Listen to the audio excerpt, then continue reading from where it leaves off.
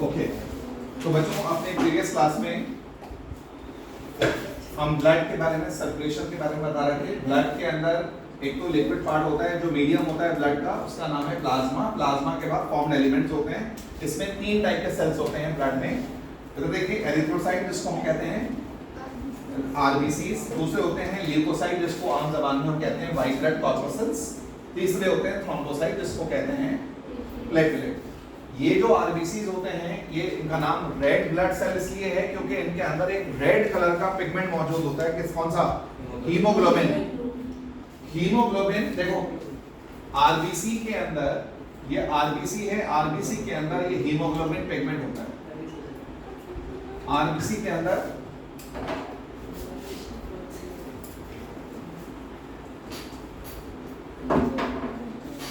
ये आरबीसी के अंदर हीमोग्लोबिन का पिगमेंट होता है। इस हीमोग्लोबिन का काम होता है ट्रांसपोर्टेशन ऑफ गैसेस। जब हम सांस लेते हैं तो वो ऑक्सीजन इसके साथ बाइंड हो जाती है हीमोग्लोबिन के साथ, और जब ये बाइंड हो जाती है तो एक कॉम्प्लेक्स बनता है। देखो कौन सा, क्या कहते हैं उसको? Oxy haemoglobin. जब आप सांस लेते हैं वो ऑक्सीजन आपके फेफड़ों से, आपके लंग से ब्लड में जाती है और क्या बना देती है? ऑक्सी हीमोग्लोबिन कॉम्प्लेक्स बन जाता है। ये ऑक्सी हीमोग्लोबिन कॉम्प्लेक्स ब्लड के बॉडी के हर पार्ट तक पहुंचता है और वहां जाके ऑक्सीजन ट्रांसफर होती है। तो आरबीसी का पहला काम है ट्रांसपोर्टेशन ऑफ गैसेस। इसका नंबर फीमेल्स में, गर्ल्स में, वुमेन के अंदर इसका नंबर आपको बताया 4 से 4.5 मिलियन होता है, जबकि मेन के अंदर इसका नंबर 4.5 से 5 मिलियन होता है। तो इससे आपको एक बात समझ आई कि मेल्स के अंदर आरबीसी का नंबर थोड़ा ज्यादा होता है एवरेज। लेकिन हाँ, अगर कोई फीमेल है जो बहुत ज्यादा फिजिकल वर्क करती है, अगर कोई फीमेल है बहुत ज्यादा फिजिकल वर्क करती है और कोई मेल है जो ज्यादा फिजिकल वर्क नहीं करता, उस केस में हो सकता है गर्ल का आरबीसी का नंबर उस मेल से ज्यादा हो सकता है। बट इन जनरल एवरेज देखा जाए तो मेन के अंदर, मेल्स के अंदर आरबीसी का नंबर फीमेल से ज्यादा होता है। अच्छा हाँ, एक और सुनो, ये जो नंबर मैंने बता रहा हूं ना, अगर आप प्लेन एरिया में रहते हैं, दिल्ली, हरियाणा, यूपी, पंजाब ऐसी जगह रहते हैं तो आपका ये नंबर वैलिड है। लेकिन अगर आप हिमाचल में रहते हैं, कश्मीर में रहते हैं, लद्दाख में रहते हैं, उत्तराखंड पहाड़ों पे रहते हैं, किसी पहाड़ी एरिया में रहते हैं, तो वहां पर पहाड़ों पे रहने वाले लोगों का आरबीसी का नंबर, रेड ब्लड सेल्स का नंबर प्लेन एरिया के मुकाबले में ज्यादा होता है। पहाड़ी लोगों के अंदर, पहाड़ों पे रहने वाले लोगों का आरबीसी का नंबर ज्यादा होता है। क्यों ज्यादा होता है? क्योंकि पहाड़ों के ऊपर ऑक्सीजन का पार्शियल प्रेशर कम होता है, ऑक्सीजन का परसेंटेज कम हो जाता है, प्रेशर कम हो जाता है। उस ऑक्सीजन को ज्यादा इस्तेमाल करने के लिए आरबीसी का नंबर बॉडी को बढ़ाना पड़ता है। इसलिए पहाड़ों पर रहने वाले लोगों के अंदर आरबीसी का नंबर ज्यादा होता है। अगर जो लोग प्लेन एरिया से पहाड़ों पे घूमने के लिए जाते हैं तो पहाड़ पे जाने के बाद, हाइट पे जाने के बाद नॉर्मली ना थोड़ी सी दिक्कत आती है, सर में दर्द स्टार्ट हो जाता है, नॉजिया फील होता है, वॉमिट आ सकती है, सर में दर्द हो सकता है, कभी नाक से ब्लीडिंग हो सकती है। तो पहाड़ों पे जाकर ये प्रॉब्लम आना, सर में दर्द होना, इस कंडीशन को कहते हैं अल्टीट्यूड सिकनेस, माउंटेन सिकनेस कहते हैं इसको। इस प्रॉब्लम का नाम है माउंटेन सिकनेस। आप भी अगर मान लीजिए दिल्ली से आप प्लेन से कहीं किसी पहाड़ी हिल स्टेशन चले जाएं और प्लेन से जब बाहर आएंगे तो बाहर आने के बाद आपको सर में दर्द स्टार्ट हो जाएगा, आपको अच्छा नहीं लगेगा, नॉजिएटिंग फील करेंगे, सब मतलब आपको सर में दर्द स्टार्ट हो जाएगा। ये सारे सिम्टम पहाड़ों पे जाने के बाद जब आपको आएंगे, इस कंडीशन का नाम है माउंटेन सिकनेस या अल्टीट्यूड सिकनेस। लेकिन ये सिम्टम थोड़े वक्त के बाद गायब हो जाते हैं क्योंकि 24 घंटे के बाद आपके जिस्म के अंदर आरबीसी का नंबर बढ़ जाता है और उसकी वजह से ये सिम्टम गायब हो जाते हैं। तो बहरहाल मैंने कहा आरबीसीज का काम, आरबीसी रेड ब्लड सेल्स हैं, इनका नंबर फीमेल में 4 से 4.5 मिलियन होता है, मेल में 4.5 से 5 मिलियन होता है। इसका काम क्या है मेरे बच्चों? Transportation of gases.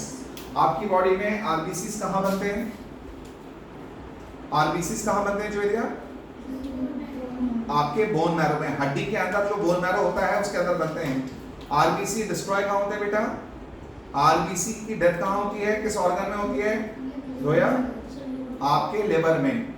लिवर के अंदर आरबीसी बनते हैं बोन मैरो में, लेकिन उनकी आरबीसी की जो डेथ होती है वो बोन मैरो में होती है। और बोन मैरो के बाद आरबीसी के टुकड़े, आरबीसी के फ्रेगमेंट, एक ऑर्गन होता है जिसका नाम होता है स्प्लीन। आरबीसी के टुकड़ों को कहां भेजा जाता है? स्प्लीन में। इसलिए स्प्लीन को कहा जाता है बच्चों ग्रेवयार्ड ऑफ आरबीसीज। आरबीसीज का कब्रिस्तान, आरबीसीज जहां पर जाके दफन होते हैं उस पार्ट को हम कहते हैं स्प्लीन। बात समझ आ गई? क्लियर है? अच्छा तुम सुने इधर, कभी आपने देखा होगा आपके फादर का, मदर का, भाई का, घर में की दादा दादी का, किसी की ब्लड रिपोर्ट आई है। अक्सर जो ब्लड रिपोर्ट आती है, एक चीज होती है सीबीसी। सीबीसी समझते हैं? Complete blood count. ब्लड की जब रिपोर्ट आती है तो उसमें लिखा होता है आरबीसी इतने, डब्ल्यूबीसी इतने, प्रोटीन, प्लेटलेट इतने, वो सारे सेल्स का नंबर उस पर लिखा होता है, तो उसको कहते हैं सीबीसी, कंप्लीट ब्लड काउंट। कभी कभार आपके जिस्म में इंफेक्शन होता है, ब्लड टेस्ट होता है, तो ब्लड टेस्ट कराने पे सीबीसी पे पता चल जाता है कि आपकी बॉडी में कौन सा इंफेक्शन है, क्या इंफेक्शन है। समझ आ रही है बात? तो सीबीसी मतलब होता है कंप्लीट ब्लड काउंट, आपके ब्लड सेल्स का नंबर कैलकुलेट किया जाता है। ये आरबीसी का नंबर है। आरबीसी का काम मैंने आपको बता दिया, ट्रांसपोर्टेशन ऑफ गैसेस। अच्छा, इसके बाद आते हैं ये वाले सेल्स, कौन से? ल्यूकोसाइट्स। ल्यूकोसाइट्स को आम जबान में व्हाइट ब्लड कॉर्पस्कल्स या व्हाइट ब्लड सेल्स कहा जाता है। इनको आम जबान में सोल्जर्स ऑफ द बॉडी भी कहते हैं। ये बॉडी के डिफेंस सिस्टम में काम करते हैं, बॉडी के सोल्जर्स के अंदर है, इनका काम है, रोल है, और ये इन्फेक्शंस को से आपको बचाते हैं। आपकी बॉडी के अंदर कोई इन्फेक्शन चला जाए, उस इन्फेक्शन पे हमला करके आपकी बॉडी को इन्फेक्शन से बचाने का काम इन्हीं सेल्स का है। इनका नाम क्या है? क्या है? व्हाइट ब्लड कॉर्पस्कल, जिसको आम जबान में आप कहते हैं, मतलब व्हाइट ब्लड सेल कॉर्पस्कल भी कह सकते हैं, या सोल्जर्स ऑफ द बॉडी का कहा जाता है।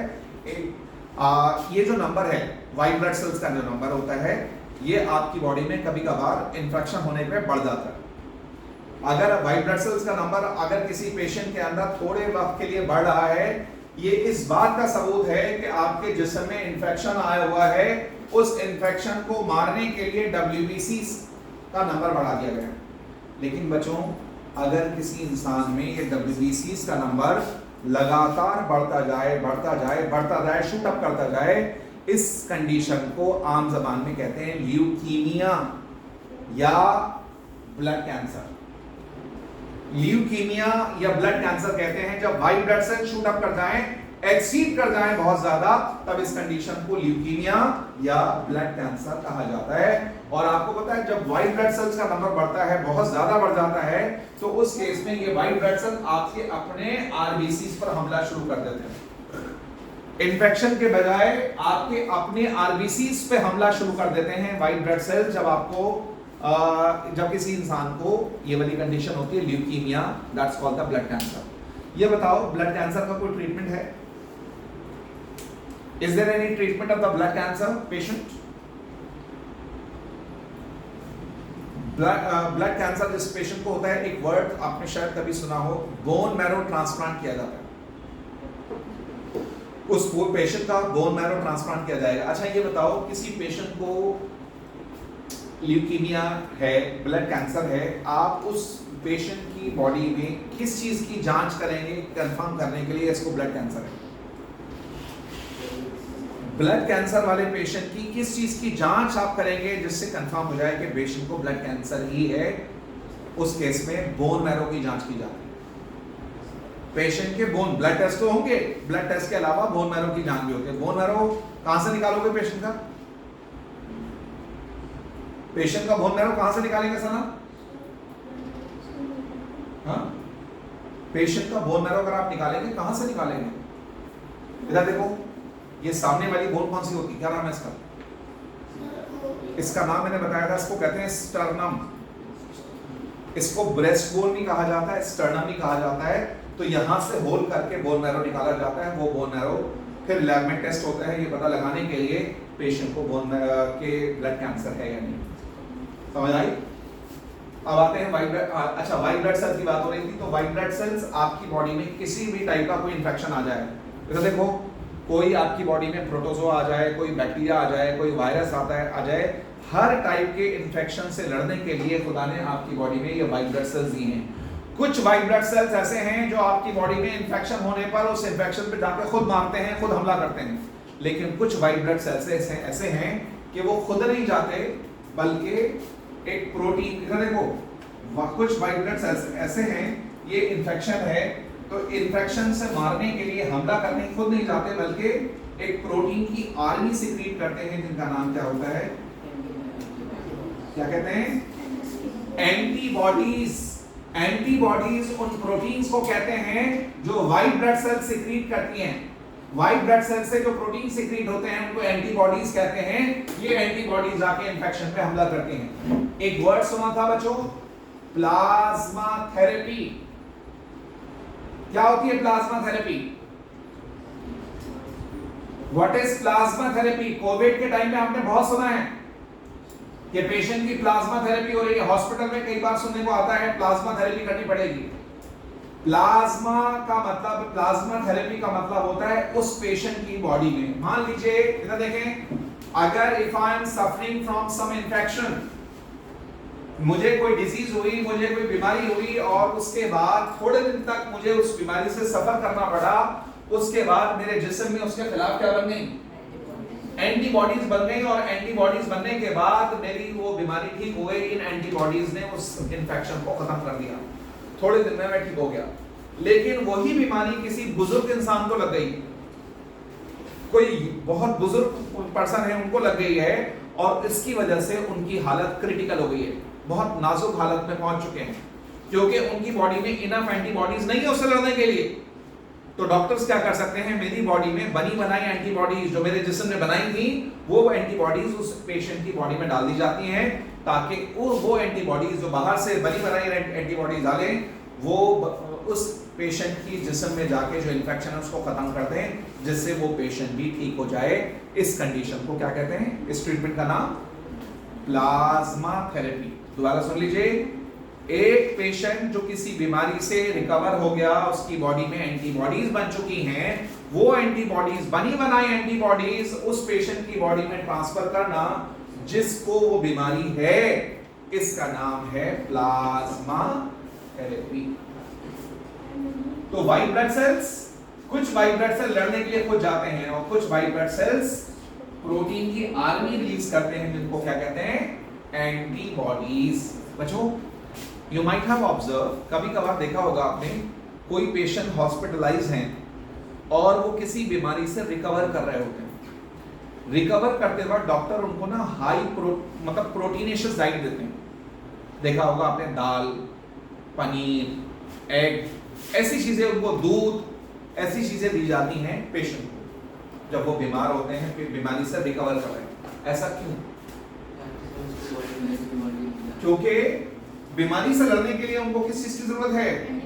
एंटीबॉडी। और एंटीबॉडी बनी किस चीज की होती है? प्रोटीन। तो जाहिर है डाइट में प्रोटीन लेना पड़ेगा, तो इसलिए उनको प्रोटीन वाली डाइट दी जाती है, ताकि उनकी बॉडी का इम्यून सिस्टम उस बीमारी से जल्दी से ठीक हो जाए और वो रिकवर कर जाए। बात समझ आ रही है? वो कौन सी बीमारी है बच्चों जिसमें पेशेंट का ब्लड हर 3 महीने पे चेंज होता है? वो कौन सी बीमारी होती है जिसमें पेशेंट का ब्लड जन्म से लेकर उसकी जब तक डेथ नहीं होती तब तक बॉडी का सारा ब्लड हर 3 महीने में चेंज होता है? जेनेटिक बीमारी है। बताएं, वो कौन सी डिजीज है जिसमें पेशेंट का ब्लड हर 3 मंथ के इंटरवल पे पूरी बॉडी का ब्लड निकाल कर नया ब्लड डाला जाता है, जब तक उसकी डेथ नहीं होती, ये प्रोसेस रिपीट होता है। हाँ, किसने? शाबाश, सारा ने बिल्कुल सही आंसर दिया है। इस बीमारी का नाम है थैलेसीमिया। इस बीमारी का नाम है थैलेसीमिया। थैलेसीमिया एक जेनेटिक बीमारी है जिसके अंदर पेशेंट का ब्लड हर 3 महीने में चेंज होता है। यहां तक बात समझ आई? उसके बाद व्हाइट ब्लड सेल्स जो इम्यूनिटी देते हैं, उसके बाद तीसरे सेल्स के फ्रैगमेंट कौन से हैं? इधर देखो, प्लेटलेट्स। प्लेटलेट्स आपके ब्लड के ऐसे कंपोनेंट्स हैं जिनका बड़ा इंपॉर्टेंट काम होता है। इधर देखें, ब्लड क्लॉटिंग में, इधर देखिए कहीं पे आपको कट लग जाए, खून निकलता है, ब्लीडिंग होती है, ब्लड थोड़े वक्त के बाद रुक जाता है, ब्लड क्लॉट हो जाता है। तो ये वाले जो सेल्स हैं सबसे अहम रोल अदा करते हैं ब्लड क्लॉटिंग में। इनका काम ब्लड क्लॉटिंग में होता है। और एक एवरेज पर्सन के अंदर, एक हेल्दी पर्सन के अंदर इसका नंबर तकरीबन 1.5 लाख से लेकर 3.5 लाख के बीच में होना चाहिए पर डेसिलीटर ऑफ ब्लड। 1.5 से 3.5 लाख पर डेसिलीटर ऑफ ब्लड, ये नंबर आपकी बॉडी में इनका प्लेटलेट्स का नंबर होना चाहिए, होता है। अगर ये नंबर बहुत ज्यादा कम हो गया और हो जाता है, एक बीमारी होती है, नाम सुना होगा, डेंगी। डेंगी के अंदर प्लेटलेट का नंबर बहुत तेजी से कम हो जाता है। जब पेशेंट का प्लेटलेट काउंट बहुत तेजी से डिक्रीज हो जाता है तो उसकी वजह से बॉडी में इंटरनल ऑर्गन के अंदर ब्लीडिंग हो सकती है और डेथ भी हो सकती है। बच्चों, एक बात मैंने आपको पहले भी समझाई थी कि अक्सर लोग गलती करते हैं, किसी इंसान को अगर डेंगी हो जाए तो उसमें अक्सर बॉडी में ना जोड़ों में दर्द होता है, जॉइंट्स में दर्द होता है। उस दर्द को कम करने के लिए लोग क्या करते हैं, कंज्यूम कर लेते हैं, पेन किलर खा लेते हैं, पेन किलर ले लेते हैं, एंटीबायोटिक ले लेते हैं। आपको मालूम है, जब किसी पेशेंट को डेंगी हो जाए तो इन दो चीजों से पेशेंट को परहेज करना चाहिए। कौन कौन सी? ना तो पेन किलर लेनी चाहिए, ना ही एंटीबायोटिक्स। सिर्फ पैरासिटामोल के अलावा कुछ नहीं लेना होता, फ्लूइड्स लेने होते हैं बस। अगर किसी पेशेंट ने ये दो चीजों का सेवन कर लिया, जिसमें एंटीबायोटिक और पेन किलर, इसकी वजह से प्लेटलेट का नंबर कम हो जाता है। प्लेटलेट का नंबर कम हो जाता है और वो नाजुक हालत में पहुंचा सकता है, खतरनाक कंडीशन पर पहुंचा सकता है, डेथ भी हो सकती है। तो इसलिए याद रखना, प्लेटलेट्स वो कंपोनेंट्स हैं जिनका काम है ब्लड क्लॉटिंग में। It help in participate in the blood clotting. Blood clotting में इनका रोल होता है। और अच्छा, वो कौन सी बीमारी है, जेनेटिक बीमारी, जिसमें आपको माइनर कट लगे और ब्लड निकलता जाए, ब्लीडिंग होती जाए, ब्लड ना रुके, उस कंडीशन को, उस बीमारी का नाम बताइए। उस जेनेटिक बीमारी का नाम बताइए जिसमें हल्का सा भी कट लग गया, ब्लड निकलता ही रहेगा, ब्लड रुकेगा नहीं। उस बीमारी का नाम कौन बताएगा? अब्दुल्ला। उस बीमारी का नाम है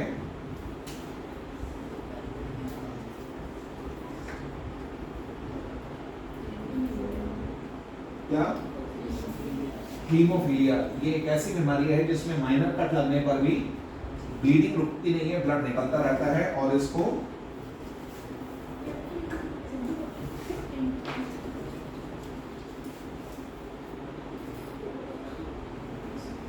क्या कहा जाता है?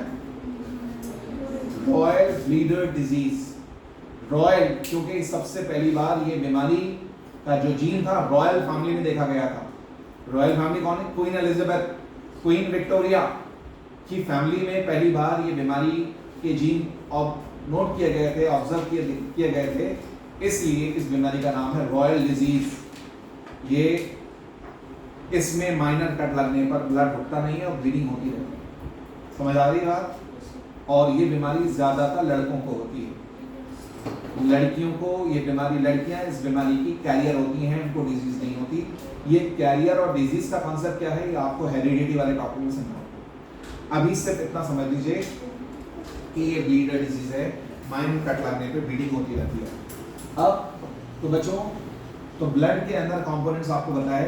आपका जो ब्लड है उसके अंदर एक लिक्विड पार्ट है जिसका नाम है प्लाज्मा।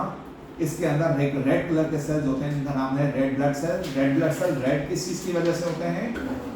उनके अंदर पिगमेंट है, हीमोग्लोबिन। उसके बाद आरबीसीज का नंबर मैंने बताया, गर्ल्स में इतना होता है, बॉयज में इतना होता है ये नंबर। और इस आरबीसी का काम है transportation of gases. Leucocytes white blood corpuscles हैं, इनका काम इम्यूनिटी प्रोवाइड करना है।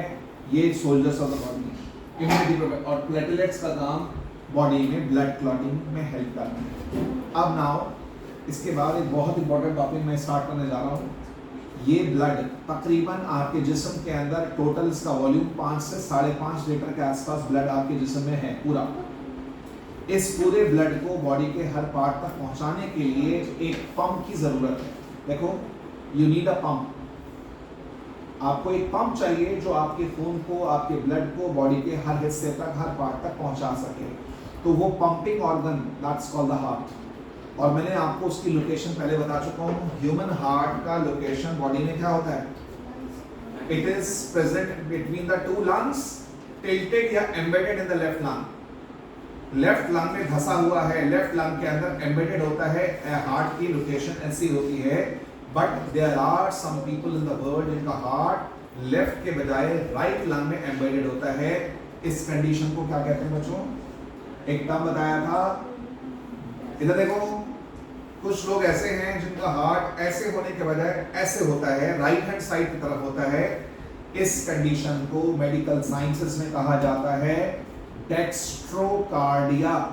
डेक्स्ट्रो मतलब होता है राइट, कार्डिया मतलब हार्ट। जिन लोगों का हार्ट लेफ्ट के बजाय राइट हैंड साइड की तरफ टिल्टेड होता है, इस कंडीशन को डेक्स्ट्रोकार्डिया कहते हैं।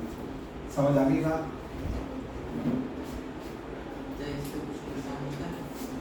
नहीं, नॉर्मल है बट रेयर है।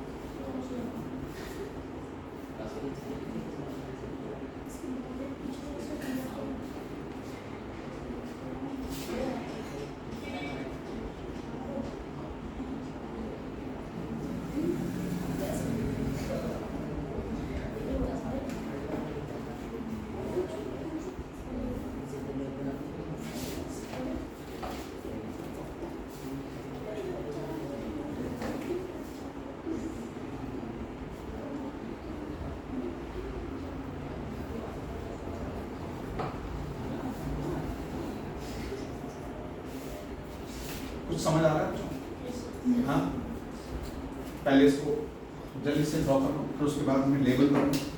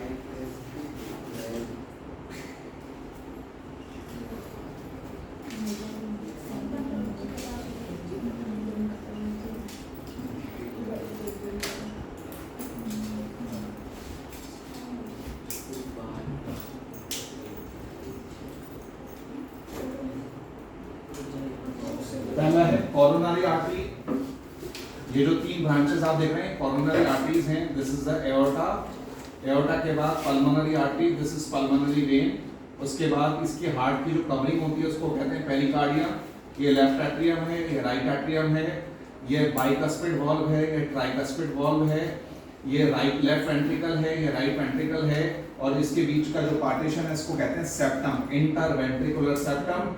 ये वाली जो ट्यूब है इसका नाम है इंफीरियर वेना कावा, इस ट्यूब का नाम है सुपीरियर वेना कावा।